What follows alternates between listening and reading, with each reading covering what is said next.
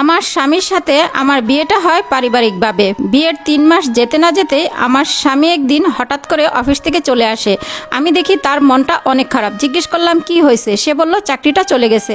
আমি বললাম মন খারাপ করো না, পরে আবার ট্রাই করো, হয়ে যাবে। সে বলল না, আমি চাকরি করব না, আমি ব্যবসা করব। সে আমার কাছে টাকা চাচ্ছে। আমি বললাম টাকা কোথায় পাবো? শাশুড়ি বলল তোমার তো অনেক গহনা আছে, তুমি সেই গহনাগুলা তোমার স্বামীকে দাও। আমি কোনো কিছু চিন্তা না করে আমার সম্পূর্ণ গহনা আমার স্বামীর হাতে তুলে দেই। আমার প্রায় 8 ভরি গহনা ছিল। আমার বাবার বাড়ি থেকে 7 ভরি দিয়েছিল, শ্বশুর বাড়ি থেকে 1 ভরি দিয়েছিল।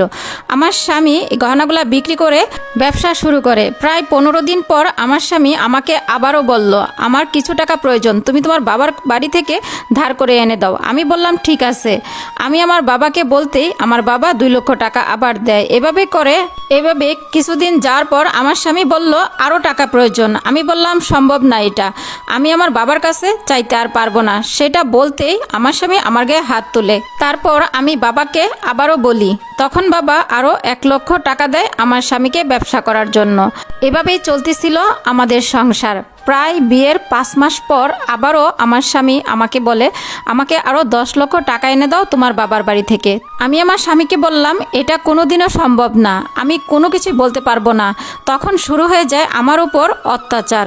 আমাকে মারধর থেকে শুরু করে আজে বাজে গালাগালি, আমার শাশুড়ি, আমার হাজবেন্ড, সবাই। আমার শ্বশুর যে থেমেছিল তা না, সে গায়ে হাত না তুললেও সে অনেক বাজে ব্যবহার করে আমার সাথে। এভাবেই চলতেছিল কয়েকদিন। আমাকে ঠিকমতো খাবারও দিত না। একদিন আমি সকালবেলা বাসা থেকে বের হই আমার প্রয়োজনের একটা জিনিস কেনার জন্য। তখন পাশের বাসার এক ভাবির সাথে আমার দেখা। তখন আমাকে সে বলতেছে কি ব্যাপার ভাবি, আপনাদের বাসা থেকে প্রায় ঝগড়াঝাটি শুনতে পাই, কি ব্যাপার, কি হয়েছে ভাবি?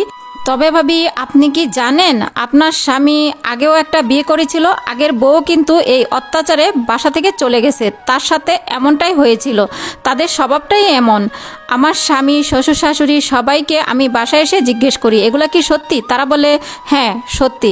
এখন তো পুরোটাই জানতে পারছো, আমাদের টাকা লাগবে, টাকা এনে দিবে। কিভাবে দিবে জানি না, 10 লক্ষ টাকা লাগবে, 10 লক্ষ টাকাই এনে দিবে। এই সব কিছু শুনে আমি বাড়ি থেকে চলে যাই আমার বাবার বাড়িতে।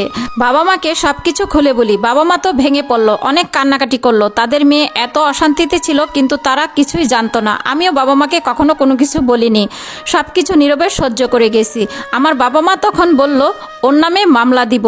তখন আমি আমার বাবা মাকে বলি মামলা দিতে হবে না মা, আমি তাকে ডিভোর্স দিয়ে দিব, কারণ এমন স্বামীর সাথে কখনো সংসার করতে পারবো না। আমি সারাটা জীবন আমাকে এভাবেই জ্বালাতন করবে, টাকার জন্য আমাকে মারধর করবে।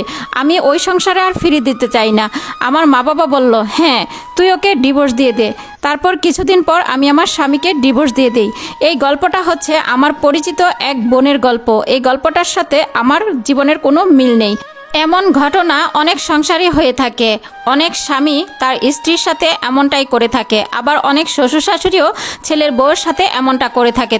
আমাদের সমাজে এমন কিছু কিছু অবহেলিত নারী আছে যাদের সংসারে স্বামীরা অনেক অত্যাচার করে, শ্বশুর শাশুড়ি অনেক অত্যাচার করে বাবার বাড়ি থেকে টাকা এনে দেওয়ার জন্য। তো সবাই ভিডিওটা শেয়ার করে সবাইকে দেখার সুযোগ করে দিবেন। ভিডিওটা কেমন লাগছে অবশ্যই কিন্তু কমেন্ট করে জানাবেন। আপনাদের কমেন্টগুলো দেখলে নিজে মনে উৎসাহিত পাই নতুন নতুন ভিডিও বানানোর জন্য। তো ভালো থাকেন সবাই, সুস্থ থাকেন, আল্লাহ হাফেজ।